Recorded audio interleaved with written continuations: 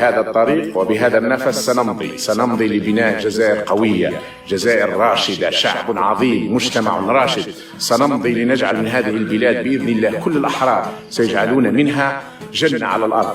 بعد سنوات سيهاجر الآخرين عندنا ولسنا نحن الذين نهرب من بلادنا. بعد سنوات أعدكم أن يكون الأوروبيين يطرقون أبوابنا لكي يأتوا للجزائر بإذن الله. ولا تظنوا أن في هذا مبالغة، فاليوم كثير من الأوروبيين يشتغلون في تركيا، بينما قبل 20 سنة كانت تركيا لا تساوي شيء.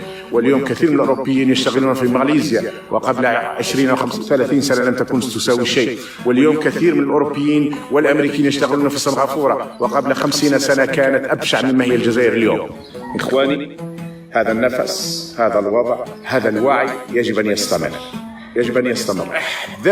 احذروا ممن يجذبكم إلى الهوامش، إلى صراعات خلفية، إلى أي شيء. احذروا. نحن شعب واحد، كلنا إخوة، لا أحد يزيد عن أحد بشيء، لا أحد يزيد عن أحد بشيء.